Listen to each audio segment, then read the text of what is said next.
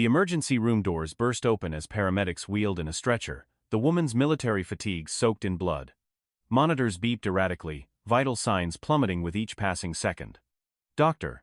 Ethan Parker had been on duty for 24 hours straight, but exhaustion vanished the moment he saw her condition. Female, early 30s, severe internal bleeding from vehicle collision, the paramedic reported. BP dropping, pulse thready. Ethan moved with practiced precision, assessing the wounds as nurses prepared for emergency surgery. The hospital administrator, Richard Dawson, appeared at his shoulder, voice low but firm. She's not registered here. Protocol says transfer her to Veterans Affairs. Ethan didn't look up, continuing to stabilize the bleeding. She'll be dead before she reaches VA. I'm taking her to surgery now. Dr. Parker, I'm giving you a direct order. We can't afford. I don't care about what we can afford, Ethan snapped, meeting Dawson's cold stare. I took an oath. Sometimes the bravest decisions come down to a single moment when saving a life means risking everything you've built. As doctor, Parker made his choice that night. He couldn't possibly know how this wounded Marine would not only heal under his care, but eventually mend his own broken heart. Stay with this story to the end, because the most profound healing often comes when we least expect it, and from the most unlikely source. The morning sun filtered through worn curtains, as Ethan Parker stood at the stove, dark circles under his eyes betraying his sleepless night. The kitchen was modest but clean, walls adorned with crayon drawings and school photos. Through the archway, a small dining table was already set for breakfast, 2 plates, never 3. Dad? Is the pancake supposed to be that color? Ethan looked down at the blackened disc in the pan and sighed. He scraped it into the trash bin, already containing 2 similar failures, and poured fresh batter. Just a practice round, Lillipad. The real ones are coming. 10-year-old Lily Parker appeared in the doorway, already dressed for school, backpack slung over one shoulder. Her dark hair was pulled into a messy ponytail that she'd clearly attempted herself. Without a word, Ethan gestured for her to sit at the counter while he redid it, his surgeon's fingers surprisingly gentle as they worked through the tangles. Did you save her? Lily asked quietly. Ethan's hands paused momentarily. The woman from last night? Yes. She made it through surgery. Is that why you were so late? Mom always said your patients needed you more than we did sometimes. Her voice held no bitterness, just the matter-of-fact acceptance of a child who'd grown up with a surgeon father. Ethan finished the ponytail and turned Lily to face him. Your mom was right about a lot of things. But she was wrong about that. Nobody needs me more than you do. The kitchen phone rang, its shrill tone cutting through the moment. Ethan answered, his expression darkening as he listened. Lily watched, expertly reading the subtle changes in her father's face, a skill she'd developed since her mother's death 3 years ago. I understand. Yes.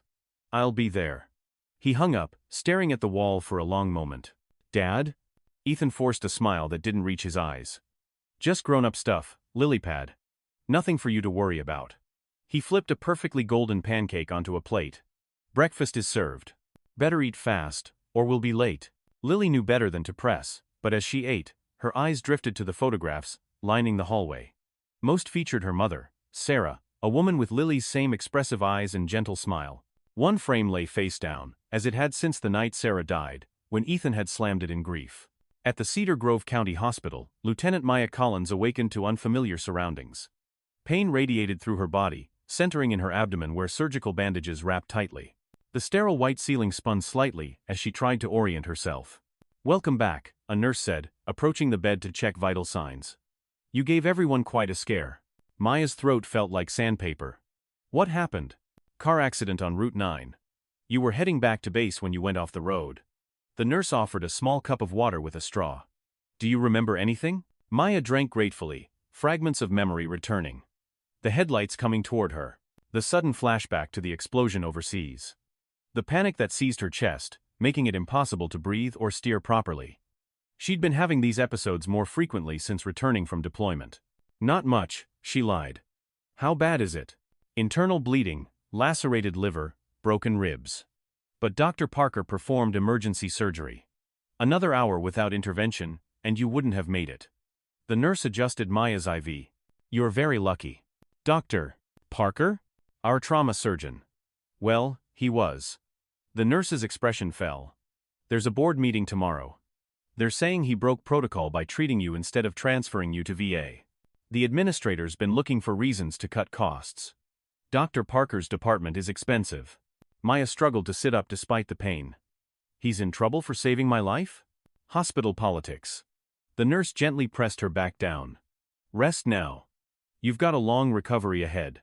I need to be at that meeting, Maya said, determination hardening her voice. Across town, Ethan sat in his car outside the elementary school, watching Lily disappear through the front doors. Once she was safely inside, he allowed his composure to crack, hands gripping the steering wheel until his knuckles turned white. The morning's phone call replayed in his mind. Suspended pending review, protocol violation, unauthorized treatment. 3 years of pulling double shifts, sacrificing time with Lily to keep the trauma department running, after budget cuts, had reduced staff, all potentially ending because he'd refused to let a patient die. His gaze fell on the pile of bills in the passenger seat. Sarah's medical expenses had drained their savings in the final months of her illness. The mortgage was 3 weeks overdue. Without his salary, they had perhaps 2 months before financial collapse. What would you tell me to do, Sarah? He whispered to the empty car. No answer came, just as it hadn't for the 3 years he'd been asking questions to her memory. The hospital board meeting room was filled to capacity the following morning. Ethan sat alone at the table facing 5 board members and Administrator Dawson, whose thin smile couldn't hide the triumph in his eyes. No legal representation, no defense prepared. When asked if he understood the charges against him, Ethan simply stated, "I made the only choice a doctor could make." Dawson was midway through his statement about budget constraints and protocol importance when the door opened. The room fell silent as Lieutenant Maya Collins entered, still in hospital gown beneath a hastily donned military jacket, an IV pole serving as makeshift support. Her face was pale with effort, surgical bandages visible beneath the jacket. "Lieutenant Collins, you should be in bed," Dr. Westfield, the chief of medicine, began. "With all due respect, sir, I should be dead." Maya's voice was weak but unwavering. "According to your protocols, I should have been transferred to a facility 40 minutes away while bleeding internally. Dr. Parker made the only humane choice available." "The issue isn't the quality of care," Dawson interjected. "It's about hospital resources and proper." "The issue," Maya cut in, "is whether this hospital exists to save lives or save money." She straightened, military bearing evident despite her injuries. "In combat, we have protocols too. But any soldier who lets a teammate die because of bureaucracy would be court-martialed." Her words hung in the air, but Ethan could see they changed nothing. The decision had been made before the meeting began. When the vote came 4-1 for termination, he accepted it with a single nod. Only Dr. Westfield had voted in his favor, avoiding Ethan's eyes afterward. In the parking lot, Maya caught up to him, her breathing labored from the exertion. "I can't believe they fired you for saving my life." Ethan stared at the hospital building where he'd worked for 15 years. "It's not your fault. They've been looking for reasons to cut costs. I was expensive. This isn't right. I have connections in the military. We could go to the media." "And then what?" Ethan interrupted. "Small-town doctor fights big hospital? Even if I won, who would hire a troublemaker?" He softened, seeing her distress. "I just need to figure out how to tell my daughter and find another job." Maya straightened, a decision forming. "I need someone to check my stitches and monitor my recovery. The VA is overbooked for weeks. I'll pay you directly." When he hesitated, she added, "Consider it my first attempt at making this right." Against his better judgment, Ethan handed her his address. "One house call. That's all I'm agreeing to." Maya appeared on Ethan's doorstep the next afternoon, coinciding with Lily's return from school. The girl froze on the walkway, backpack sliding off one shoulder as she studied the uniformed stranger at her door. "Are you a soldier?" she asked, approaching cautiously. "Marine," Maya corrected with a gentle smile. "Lieutenant Maya Collins." Lily's eyes widened. "Did you fight in a war?" "Lily," Ethan chided, appearing behind Maya. "Lieutenant Collins is here as a patient." "It's okay," Maya assured him before turning back to Lily. "Yes, I served in Afghanistan. I was a combat medic like a doctor, but for soldiers in the field." This revelation transformed Lily's curiosity into fascination. Throughout Maya's medical checkup, she peppered her with questions about military life, medals, and battlefield medicine. Maya answered each one patiently, occasionally catching Ethan's eye with a smile. He noticed how she carefully edited her responses, protecting Lily from the harsher realities of combat while never lying. As Maya prepared to leave, Lily delivered her assessment. "Your stitches look good. My dad's the best at fixing people." "I believe that," Maya replied, glancing at Ethan with newfound respect. "We have spaghetti on Thursdays," Lily continued. It's the only thing Dad doesn't burn. Ethan felt heat rise to his face. Lily, Lieutenant Collins probably has plans. Maya studied him for a moment, something unreadable in her expression. Actually, I don't. But only if I can bring dessert. That Thursday dinner began a quiet ritual. Maya would arrive with dessert always store-bought. She admitted to having inherited her father's lack of culinary skills, and they would share a meal that gradually evolved from awkward politeness to genuine comfort. Ethan noticed how Lily blossomed in Maya's presence, soaking up attention from another adult, particularly one with such fascinating stories. For Ethan, these evenings became islands of normality in a sea of growing concern. Job applications went unanswered, or returned with polite rejections. Medical bills continued to arrive. The severance package from the hospital would cover expenses for another month, perhaps 6 weeks with careful budgeting. For Maya, the Parker home offered respite from her sparse apartment on base, where nightmares waited each night. During dinner, the flashbacks and anxiety receded. She found herself inventing reasons to visit, bringing books for Lily, offering to help with homework, dropping off groceries that would just go bad in her refrigerator. One evening, after Lily had gone to bed, Maya found Ethan at the kitchen table, surrounded by job listings and bills. "Any prospects?" she asked, setting a cup of coffee beside him. "A few interviews, but they're all hours away." He rubbed his eyes wearily. "Would mean relocating." "You seem reluctant." Ethan's gaze drifted to the hallway of photographs. "Lily visits her mother's grave every Saturday. Tells her about her week. Moving would mean."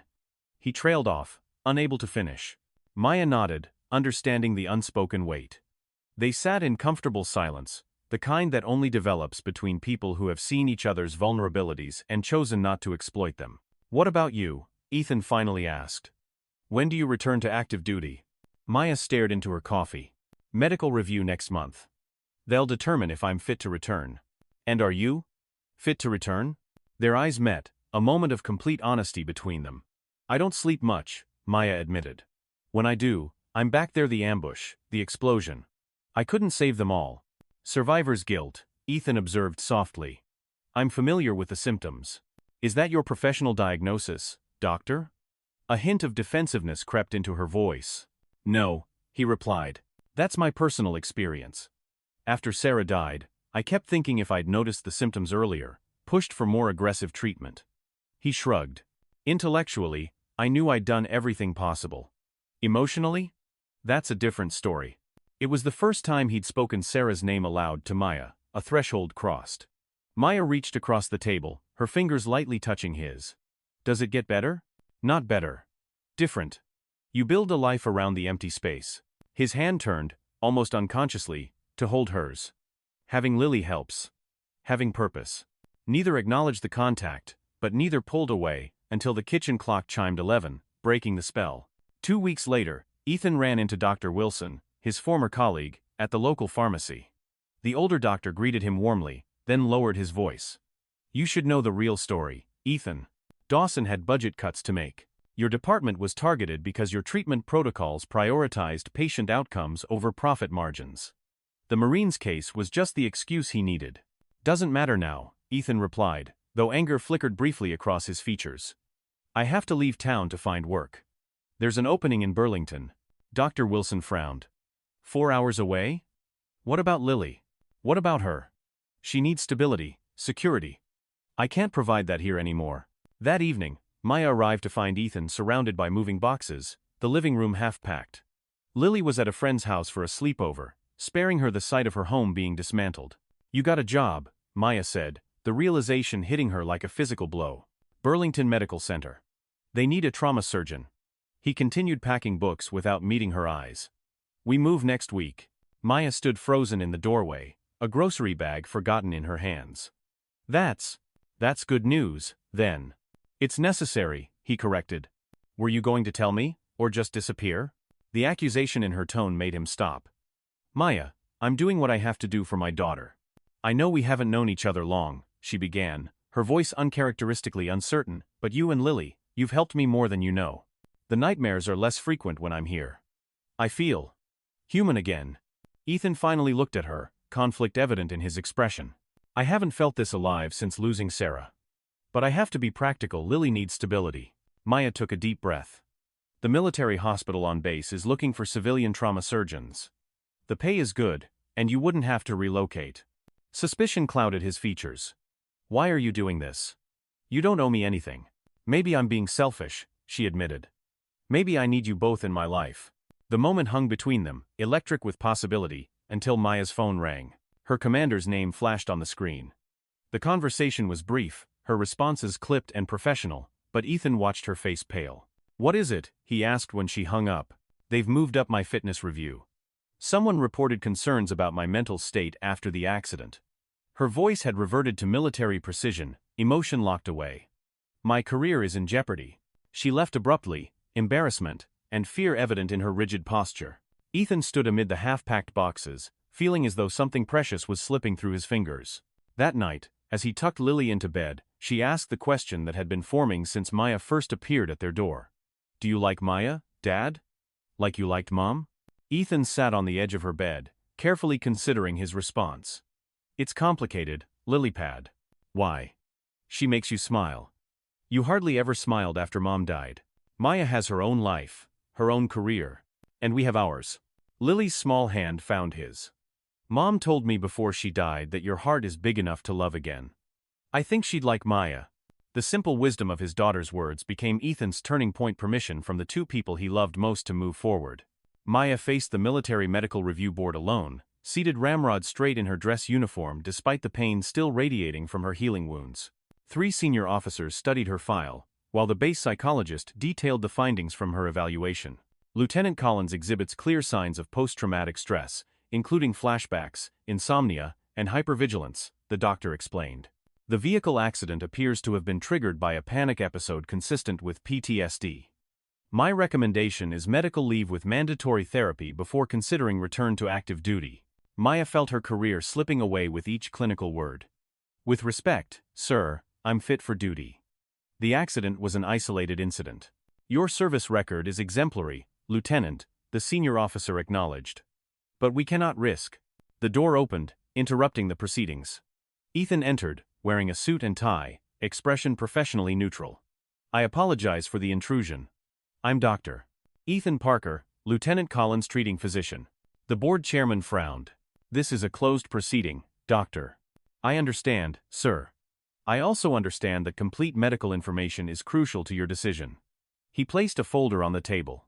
These are my observations from treating Lieutenant Collins over the past month. Maya stared at him in disbelief, feeling betrayed. She hadn't authorized this, hadn't even told him about the hearing date. The chairman reviewed the documents, eyebrows rising. You've been providing follow-up care? Yes, sir. As her surgeon, I've monitored her physical recovery. As a doctor familiar with trauma response, I've also observed her psychological state. Ethan's voice remained clinical, but his eyes briefly met Maya's. Lieutenant Collins doesn't need discharge. She needs support, the same support we owe all who serve. You're suggesting an alternative to medical separation? I'm suggesting that PTSD is treatable with proper support. Lieutenant Collins has made significant progress already. With continued therapy and a transitional assignment, she could return to full duty within 6 months. The board members conferred quietly while Maya struggled to contain her emotions. When they finally announced their decision, 6 months limited duty with therapy requirements, she responded with appropriate military courtesy, waiting until dismissed before confronting Ethan in the hallway. How dare you, she hissed, anger barely contained. You had no right to discuss my condition without permission. You're right, he acknowledged. I violated your privacy. But I couldn't let them end your career when I knew you could recover. By telling them I'm broken? That I need fixing? By telling them you're human, he corrected gently. That experiencing trauma after what you've been through isn't weakness, it's normal. And that healing is possible. Her anger faltered as the truth of his words registered. How did you even know about the hearing? Lily. She overheard your phone call and told me you were in trouble. She was worried about you. The mention of Lily softened Maya's expression. I need to fight my own battles, Ethan. You've been fighting alone long enough, he replied. Sometimes the bravest thing is accepting help. Their conversation was interrupted by news spreading through the base. Cedar Grove County Hospital was holding a public forum about recent budget decisions. The community was in uproar over staff cuts and declining patient care. You should be there, Maya said suddenly. To what end? My job is gone. This isn't about getting your job back. It's about making sure no other doctor faces your choice. The county hospital's conference room overflowed with community members, many forced to stand along the walls. Administrator Dawson and the board sat at a table on a small stage, looking increasingly uncomfortable as citizens voiced concerns about longer wait times and reduced services. Ethan slipped in quietly, taking a position at the back, documentation in hand detailing how protocols had been manipulated to prioritize profit over patient care. When his turn at the microphone came, a hush fell over the room. Many recognized their former surgeon, the man who had treated their children, parents, spouses. "I'm not here to complain about losing my job," he began. "I'm here because this community deserves to know the truth about what's happening to their hospital." He outlined the systematic reduction in care quality, the pressure on doctors to discharge patients prematurely, the emphasis on billable procedures over necessary ones. As he spoke, the doors opened again. Maya entered in full dress uniform, accompanied by several Marines in similar attire. Their presence created an immediate impact, a physical manifestation of authority. When Ethan finished, Maya approached the microphone. "My name is Lieutenant Maya Collins. 6 weeks ago, I would have died if Dr. Parker had followed protocol instead of his conscience." Her clear voice carried to every corner. "In combat, we have a saying. No one gets left behind. Dr. Parker lived that principle, and was punished for it. Is this how you treat heroes in your community?" The room erupted in applause and calls for action. Community members stood to share their own experiences, lives saved by Ethan's department. Complications from premature discharges under the new protocols. As public sentiment turned increasingly hostile, the hospital board chairman whispered urgently to Dawson before addressing the crowd. "In light of these concerns, the board will conduct a full review of recent policy changes. Additionally, we would like to offer Dr. Parker reinstatement to his position, effective immediately." A cheer went up from the crowd, but Ethan shook his head as he returned to the microphone. "I didn't come for my job back. I came so no other doctor has to choose between saving a life and keeping their position." He proposed community oversight of hospital decisions, transparent reporting of patient outcomes, and a return to patient-centered care protocols. By meeting's end, the board had agreed to all demands and placed Administrator Dawson on administrative leave pending investigation. Outside the hospital, surrounded by well-wishers and former colleagues, Ethan finally had a moment alone with Maya. "You could have taken your job back," she said. "Why didn't you?" "Because some things matter more than a title or position. Like integrity." He paused, gathering courage. "Like you." The kiss that followed was gentle, tentative, both of them conscious of crossing a threshold from which there was no return. It was Lily who interrupted them, running up from where she'd been waiting with Dr. Wilson. "Does this mean we're not moving away?" she asked, hope brightening her features. Ethan knelt to her level, with Maya beside him. "How would you feel about me working at the base hospital instead? We'd stay here, in our home, near Mom. And maybe Maya could visit even more often." Lily's response was to throw her arms around both of them simultaneously, the first formation of their new family unit, there on the sidewalk where their individual journeys had unexpectedly converged.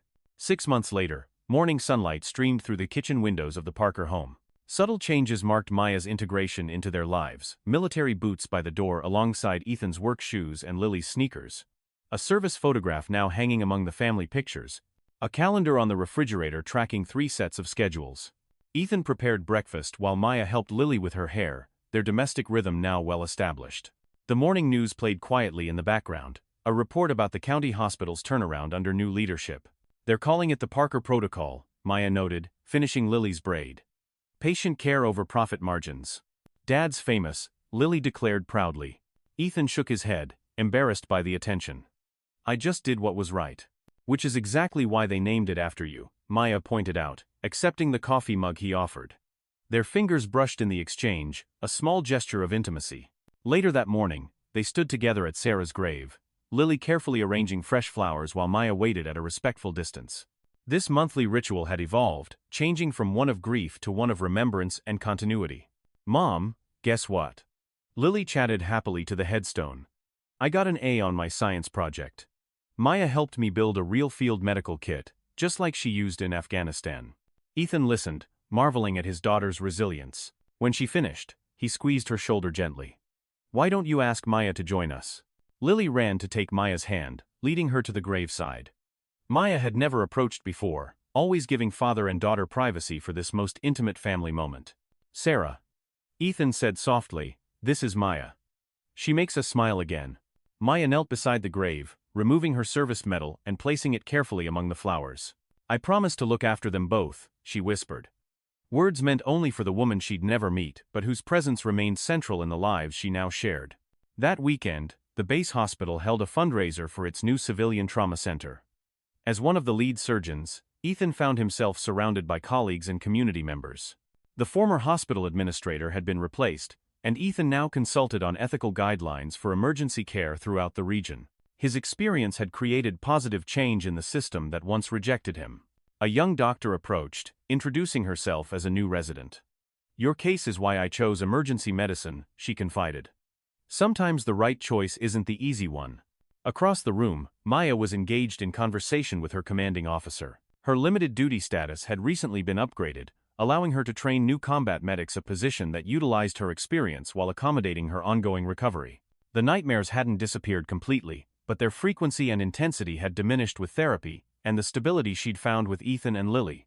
Later that evening, they hosted a small gathering in their backyard.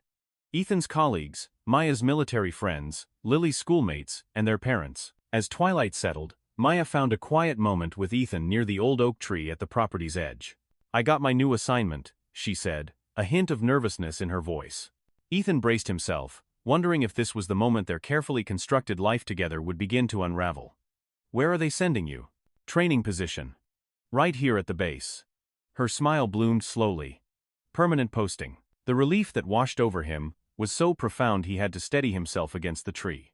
Their embrace was interrupted by Lily calling them for cake, a celebration of Maya moving in officially, though she'd been staying more nights than not for months. Later, with Lily asleep and the house quiet again, Ethan and Maya sat on the living room couch, looking through family photos, now including new ones with Maya in them. The chronology of their lives together was taking shape, past and present intermingling on these pages. "I never thought I'd have this," Maya confessed softly. "After what I saw overseas, what I lost. I didn't think I deserved happiness." Sarah used to say that the most broken pieces, when put back together, make the strongest bonds. Ethan's voice was tender with memory, but no longer raw with grief. Maya placed a small wrapped gift in his hand, a carved wooden puzzle piece. "I had this made. It's supposed to represent the missing piece," he finished for her. "Not replacing what was lost, but creating something new." He held it up to the light, examining the craftsmanship. On one side, the wooden piece was rough-hewn, bearing the scars of its creation. On the other, it was polished, smooth, beautiful in its imperfection. Like them, it carried the marks of its journey while still fitting perfectly where it belonged. On the mantel, a new family photograph waited to be framed: Ethan, Lily, and Maya at the lake, laughing in the sunlight. Beside it sat the older photos of Sarah, not hidden away or replaced, but incorporated into the fuller story their lives had become. Ethan reached for Maya's hand as evening light streamed through the windows, illuminating all the photographs past and present, forming one complete story. The empty spaces would always remain, marked by the people they'd lost, but no longer defined by absence alone. Instead, they'd built something new around those spaces, something neither of them had believed possible when fate first brought them together in that emergency room. Sometimes the most profound healing comes from those who know exactly how it feels to be broken. And sometimes, the family you build from the fragments of loss becomes stronger than you ever imagined possible. Because it's not about erasing the past, it's about finding the courage to build a future, one healing moment at a time.